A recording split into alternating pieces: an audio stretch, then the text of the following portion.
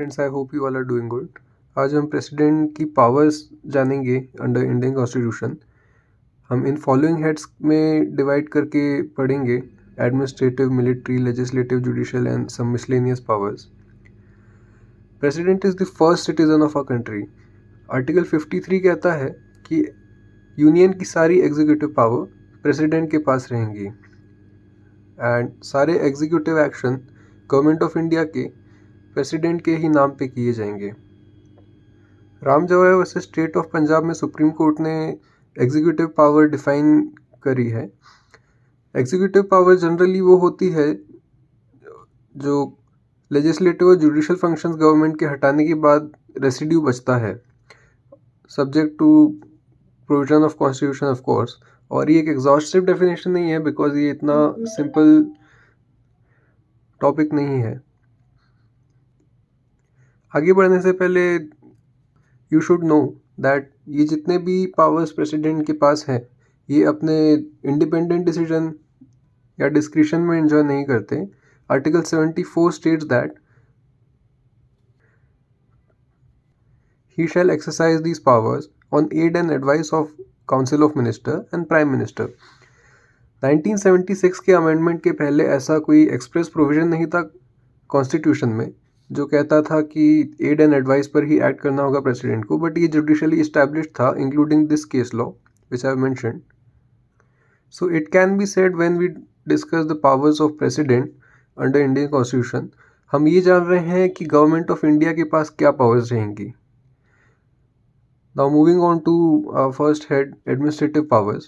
Article 77 जैसा मैं आपको बता चुका हूँ, सारे एग्जीक्यूटिव एक्शन प्रेसिडेंट के नाम पर किए जाएंगे।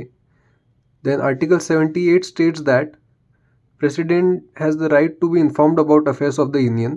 प्रेसिडेंट चाहे तो कोई भी इंफॉर्मेशन प्राइम मिनिस्टर से पूछ सकते हैं and he has to furnish the information. Then president के पास वेरियस अपॉइंटमेंट्स की पावर है। इनमें से कई डिग्निटरीज को अपॉइंट और रिमूव भी कर सकते हैं प्रेसिडेंट, एंड इन सब को अपॉइंट प्रेसिडेंट ही करते हैं। And in some appointment he has to consult other people also apart from the government of the union, that is council of minister. जैसे जजेस ऑफ HC एंड SC को appoint करने में उन्हें कोलेजियम का कंसल्टेशन, कोलेजियम से जो request आएगी उस पर एक्ट करना होगा। ये फॉलोइंग अपॉइंटमेंट्स मैंने लिख रखे हैं आर्टिकल के साथ, आप एक बार पॉज करके इन्हें देख सकते हैं। देन मिलिट्री पावर्स में आर्टिकल 53 कहता है president is the supreme commander of defence forces and obviously उसका एक्सरसाइज वो रेगुलेट लॉ से ही होगा। He will act under law by aid and advice of PM and council of ministers.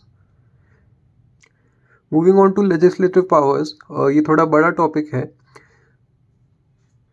To start with article 85 के अंदर president house को समन, prorogue और dissolve कर सकता है।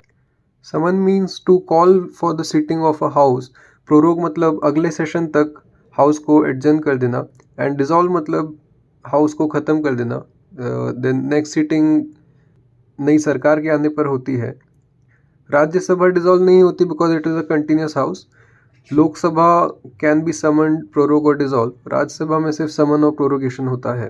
देन आर्टिकल 108 के अंदर president can call for a joint sitting of both the houses, और इसके प्रोविजंस भी आर्टिकल 108 में दिए गए हैं।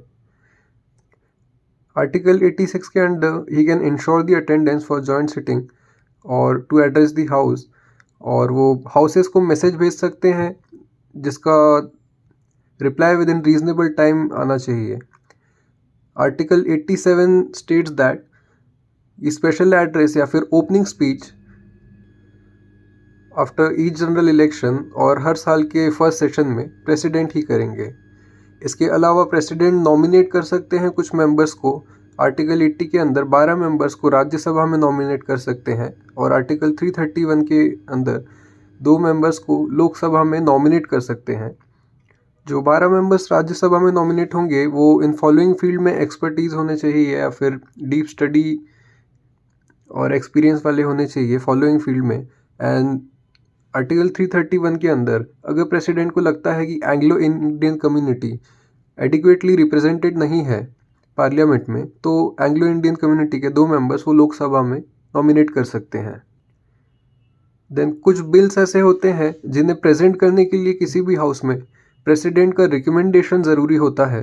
जैसे फाइनेंशियल बिल्स आर्टिकल 117 के अंडर तीनों तरह के फाइनेंशियल बिल्स और मनी बिल्स के लिए प्रेसिडेंट का रिकमेंडेशन ज़रूरी होता है। देन आर्टिकल 3 जिसमें नए स्टेट्स फॉर्म करना या फिर किसी स्टेट की बाउंड्री चेंज करना। देन आर्टिकल 31A कोई ऐसे लॉ बनाना जिसमें लैंड एक्विजिशन के प्रोविजंस हैं। आर्टिकल 274 जो टैक्सेशन के ऐसे मैटर्स पे बात करते हैं जिसमें स्टेट्स अफेक्ट होंगे। एंड कुछ और आर्टिकल्स भी, कुछ और ऐसे बिल्स भी हैं मैंने यहाँ पे इंक्लूड किए हैं जो इम्पोर्टेंट बिल्स हैं। देन ये तो आप जानते ही हैं कि पार्लियामेंट के दोनों हाउस में कोई भी बिल पास होने के बाद प्रेसिडेंट की एसेंट के लिए आता है। ऐसे केस में प्रेसिडेंट एसेंट दे भी सकते हैं, विदहोल्ड भी कर सकते हैं या फिर रिटर्न कर सकते हैं। हालांकि रिटर्न करने के बाद रिकंसिडर होके हाउसेस से वापस उनके पास बिल आता है तो he has to pass the bill, he has to give his assent और विदहोल्ड सेकेंड टाइम नहीं करेंगे। एंड रिकंसिडरेशन के लिए बिल वापस हो, अगर मनी बिल है तो फिर वो नहीं भेज सकते। नाउ वीटो पावर वो होता है जैसे आर्टिकल 111 में कोई टाइम लिमिट स्पेसिफाइड नहीं है कि कितने टाइम में प्रेसिडेंट को एसेंट या फिर विदहोल्ड बताना है। ऐसे केस में वो कितने भी टाइम के लिए वो बिल अपने डेस्क पर रख सकते हैं।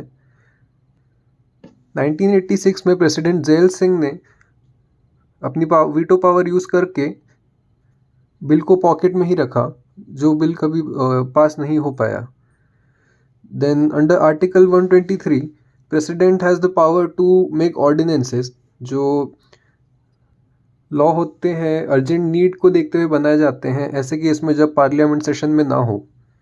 देन प्रेसिडेंट के पास स्टेट लेजिस्लेशन के ओवर भी कुछ पावर होती है। जैसे आर्टिकल 201 स्टेट्स दैट गवर्नर कोई भी स्टेट का बिल प्रेसिडेंट के कंसिडरेशन के लिए रिजर्व कर सकता है and president may assent to such bill और withhold his assent. And article 200 states that कोई ऐसा स्टेट बिल है जो हाई कोर्ट की पावर को डेरोगेट करेगा, कम करेगा, उस बिल का कंसिडरेशन नेसेसरी है। Now moving on to judicial powers. Under Article 72, President has the power to pardon, commute, remit, respite, reprieve, or suspend any offence or any person convicted of any offence, including court martial के द्वारा जो punishment दी गई है उन पे भी ये power use कर सकते हैं। मारूराम वर्सेस यूनियन ऑफ इंडिया में सुप्रीम कोर्ट ने क्लियर किया था कि पार्डनिंग पावर भी जो प्रेसिडेंट की है वो उन्हें कंसल्टेशन, एड एंड एडवाइस पे ही एक्सरसाइज करनी है, इंडिपेंडेंटली वो इसका यूज़ नहीं कर सकते। वैसे ये एक बड़ा टॉपिक है और गवर्नर्स और प्रेसिडेंट की पार्डनिंग पावर में क्या डिफरेंस होती है वो मिला के मैं एक सेपरेट वीडियो बनाऊंगा, बट अभी मैं आपको बता देता हूँ इन सब टर्म्स का मीनिंग क्या होता है। पार्डनिंग का मतलब किसी कन्विक्ट को कम्प्लीटली एब्जॉल्व कर देना, उसकी पनिशमेंट पूरी तरह ख़त्म कर देना। देन कम्यूटेशन मतलब उसे कम सज़ा देना। फॉर एग्ज़ाम्पल कोई डेथ पेनल्टी किसी को दी गई है तो उसे in the place of death penalty rigorous imprisonment दे देना, या फिर किसी को रिग्रेस इम्प्रिजनमेंट फॉर लाइफ दिया गया है तो उसे सिंपल इम्प्रिजनमेंट में चेंज कर देना। Then remission is the reduction in period. जैसे कोई 7 ईयर्स के लिए सज़ा काट रहा है तो उसे रेमिशन के अंदर पीरियड रिड्यूस करके 5, 4 जितना चाहे वो कर सकते हैं। Then respites means lesser sentence कोई डिसेबिलिटी के कारण। For example if a pregnant women is convicted, उनकी डिसेबिलिटी को देखते हुए उनको लोअर पनिशमेंट ग्रांट करना। देन रिप्राइव मीन्स एग्जीक्यूशन का स्टे कर देना। नॉर्मली ये डेथ केसेस में होता है जब तक उनके पार्डनिंग पर विचार किया जा रहा है, उस ड्यूरेशन के लिए रिप्राइव कर दिया जाता है उनका एग्जीक्यूशन। इसके अलावा कुछ मिसलिनियस पावर्स जो हमारे प्रेसिडेंट के पास है वो भी इम्पॉर्टेंट हैं। जैसे आर्टिकल 213 के अंदर वो गवर्नर को इंस्ट्रक्शन दे सकते हैं स्टेट में ऑर्डिनेंस बनाने के लिए। देन इमरजेंसी भी काफ़ी इम्पोर्टेंट पावर है, जो कि एक अलग ही टॉपिक है। ये 3 आर्टिकल्स के अंदर 3 तरह की इमरजेंसी होती हैं। देन यूनियन टेरिटरीज़ का एडमिनिस्ट्रेशन प्रेसिडेंट के पास होता है। ये अलग-अलग यूनियन टेरिटरीज़ के लिए कुछ अलग प्रोविजंस हैं। Then scheduled caste and scheduled tribe के लिए स्पेशल ऑफिसर अपॉइंट कर सकते हैं और एक कमीशन भी बना सकते हैं शेड्यूल्ड ट्राइब के वेलफेयर के लिए, आर्टिकल 338 और 339 के अंदर। सो ये हमने प्रेसिडेंट की पावर्स कॉन्स्टिट्यूशन के अंदर डिस्कस करी हैं, जिसमें सारे इंपॉर्टेंट प्रोविजन इंक्लूड करे हैं और I have kept it simple. I hope आपको समझ आया। Good bye.